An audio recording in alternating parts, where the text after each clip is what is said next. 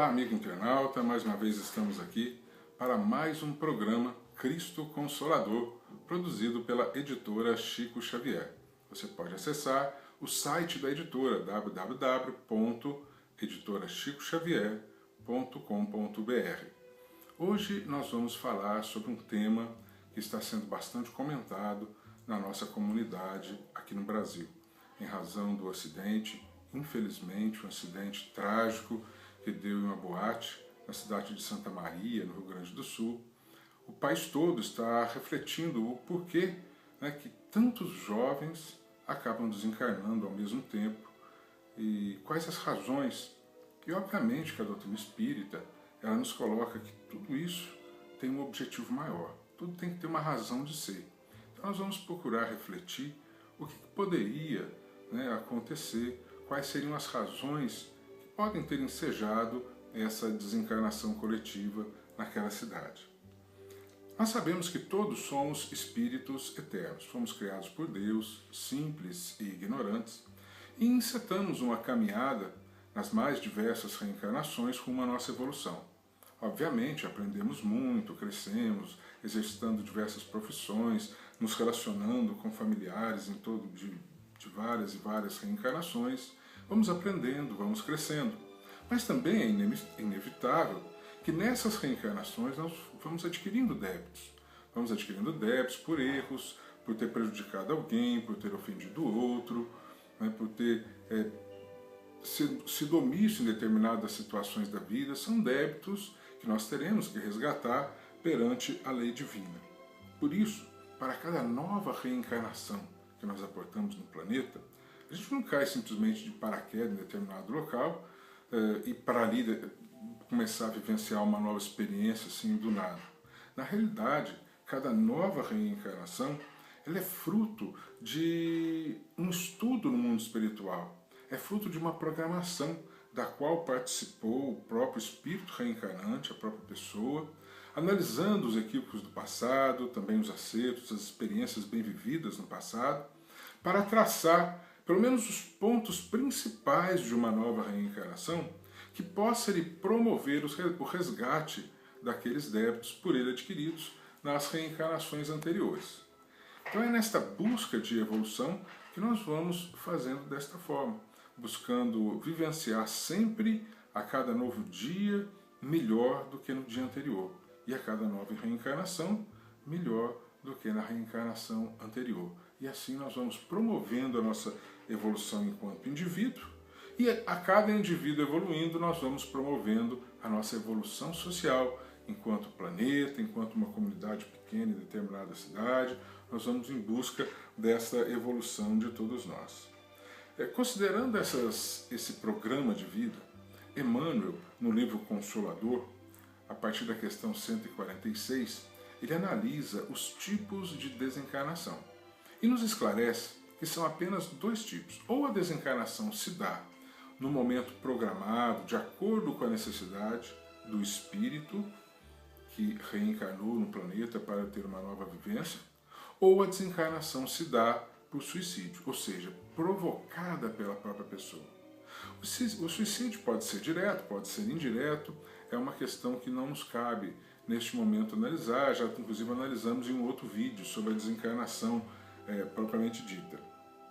Mas, dentro da desencarnação programada que está afeta ao nosso estudo de hoje, existem as causas naturais, as enfermidades, a senilidade, as causas naturais, e existem mortes violentas. Uma pessoa, por exemplo, pode participar de um acidente de trânsito, vir a perder a vida, desencarnar em razão de um acidente de trânsito, mas não foi um suicídio, porque ela sequer estava dirigindo o veículo, não estava lá no ônibus fazendo uma viagem e acabou desencarnando em um acidente de trânsito. É sim uma desencarnação programada e isso será útil para a sua evolução, porque é uma experiência que ela teria necessidade de vivenciar para poder aprender algo que ela já deixou de aprender lá no passado. Então é através dessas experiências que vão se somando nas nossas vidas que nós vamos buscando a nossa evolução moral e espiritual. Bom, mas o que tudo isso tem a ver com o desencarne coletivo? Acontece que muitos dos nossos equívocos, muitos dos nossos erros, eles são adquiridos de forma individual. Eu ofendo uma pessoa na minha vida de relação, eu promovo alguma ação não muito ética, não muito honesta na minha vida individual, e obviamente são resgates que individualmente eu vou ter que buscar me acertar com a vida. Agora, existem situações da vida que determinados grupos de pessoas, determinados grupos sociais, acabam adquirindo débitos em comum, ou por agirem em comum, ou porque cada um no seu lugar, na sua individualidade, acaba entrando nos modismos da vida e dando à sua vida determinada conduta que faz com que ela adquira débitos. Então são situações de guerra, são situações de preconceitos sociais, de grupo, de raça, disputas familiares, uma série de situações da vida que nos mostra que um grupo de espíritos, um grupo de pessoas reencarnadas, elas adquirem débitos juntos, numa mesma ação, se apoiando uma a outra. E aí então, nem sempre, mas em algumas dessas situações, a programação divina estabelece que aquele grupo de pessoas, para que melhor possam aprender e ascender a melhores lugares do plano espiritual, elas podem fazer o resgate também coletivo daqueles débitos que em comum elas adquiriram no mesmo momento e com o auxílio mútuo. Então são situações como essa que levam a desencarnes assim coletivos. Foi lembrado também na mídia que em 1961 um grande circo pegou fogo na cidade de Niterói. E lá a espiritualidade maior, analisando os fatos, nos mostrou que aquele grupo havia adquirido um débito comum no passado, numa determinada civilização em que eles participavam e que maltratavam as pessoas de alguma forma e acabaram tendo aquela morte escolhida por eles para que pudessem resgatar aquele débito de uma melhor forma e assim poderem dar continuidade à sua existência em busca da sua evolução moral e espiritual. Então, obviamente, que com relação ao caso específico dessa tragédia lá dos jovens em Santa Maria, nós não teríamos condições de dizer foi isso que aconteceu, foi aquilo, não nos cabe dizer. Mas podemos afirmar sim, de acordo com o que a doutrina espírita nos ensina, que o que aconteceu foi em benefício de todos aqueles jovens, enquanto espíritos eternos. Enquanto espíritos eternos. Porque muitas vezes falam, mas que benefício o espírito precisa de trabalhar por passar por diversas experiências para poder corrigir equívocos, para poder resgatar débitos. E a vida continua do lado de lá. A vida do corpo se esvaiu ali, mas a vida do espírito ela está mais fulgurante do que nunca. Eles estão mais vivos do que nunca estiveram, porque agora, inclusive, redimidos desta questão. Ah, mas tinham débitos? Tinham, todos nós temos. Se não tivéssemos débitos, não estaríamos aqui nesse planeta, que é um planeta escola, é um planeta hospital, é um planeta de provas e expiações, como nos mostra Allan Kardec, e que está aí para promover a nossa evolução moral, a nossa evolução espiritual. Portanto, esses irmãozinhos que passaram por isso, embora seja um momento muito constrangedor, um momento que levou às lágrimas muitas famílias, muitos pais, o Brasil todo está comovido diante desta situação. Mas nós temos que buscar as experiências de situações como essas e dizer sim que para aqueles espíritos que desencarnaram, eles passaram sim por uma experiência que, enquanto espíritos, lhes vai ser benéfica, porque estão resgatando débitos e dando continuidade da sua vida para o lado de lá. O que seria necessário é que as famílias buscassem, obviamente, respeitando a dor de pai, a dor de mãe, de irmãos, de avós, de familiares e amigos de um modo geral. E é óbvio, um filho nosso sai para estudar numa cidade vizinha e nós sofremos com isso, com o distanciamento do filho. Mas na realidade ali é como se fosse exatamente uma mudança como essa.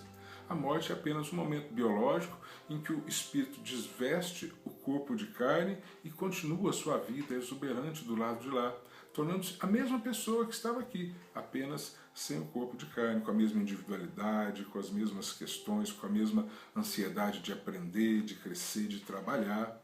E o mundo espiritual também oferece todas essas questões para o espírito que lá aporta, de aprendizado, de crescimento, de trabalho, de estudo, e todos esses nossos irmãos vão continuar a vida.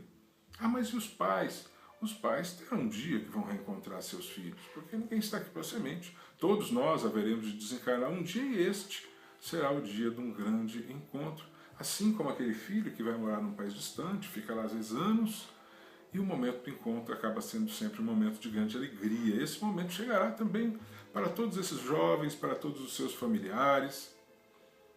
É importante, então, que as famílias, mesmo diante da sua dor, diante das suas dificuldades, procurem não se revoltar com as deliberações da divindade. Procurem a aceitação, a resignação, procurem se fortalecer na oração para si mesmos e para os filhos, os entes queridos que desencarnaram. Porque é só através da oração que vão encontrar eles toda a força moral necessária para poder superar esta dor deste momento e para principalmente poder transformar esse momento que, numa primeira vista, é uma tragédia, mas pode ser um momento de grande aprendizado. Porque se para aqueles jovens que desencarnaram isso representou uma experiência que vai lhes promover um resgate de um débito, a evolução, para os familiares e amigos, entes queridos que aqui ficaram, isso também pode se transformar em uma experiência de aprendizado. Vamos refletir, por que será que a vida me trouxe esta dor? Por que será que a vida me afastou do meu filho neste momento? O que será que eu tenho que aprender com isso? Vamos buscar este aprendizado para que esta tragédia não se transforme simplesmente numa tragédia. Vamos honrá-la para que ela possa ser um instrumento da lei divina para promover a evolução de todos nela envolvidos. Vamos ter esse aprendizado com ela para que individualmente e coletivamente nós possamos aprender e crescer. Porque é através dos equívocos, através dos erros que nós mais aprendemos diante da vida. Vamos então buscar esse aprendizado de amor, vamos então buscar esse crescimento, tendo a certeza de que os nossos jovens que desencarnaram cumpriram aquilo a que se propuseram nessa encarnação. Estão dando a continuidade à sua vida do lado de lá, com toda certeza, exuberantes e continuando no estudo, no trabalho. Vamos então nós de cá também buscarmos através da aceitação, através do aproveitamento da experiência para o nosso aprendizado e crescimento, transformar este momento triste em um momento de aprendizado e crescimento. Lembrando que Jesus, quando esteve entre nós, ele nos dizia: vinde a mim, todos vós que estáis sobrecarregados, e eu vos aliviarei. Aprendei de mim, que sou brando e humilde de coração, e só assim encontrareis o repouso para vossas almas, porque o meu jugo é suave e o meu fardo é leve. Vamos com Jesus, porque por pior que seja a tragédia, com Jesus o jugo será sempre suave e o fardo sempre nos será leve.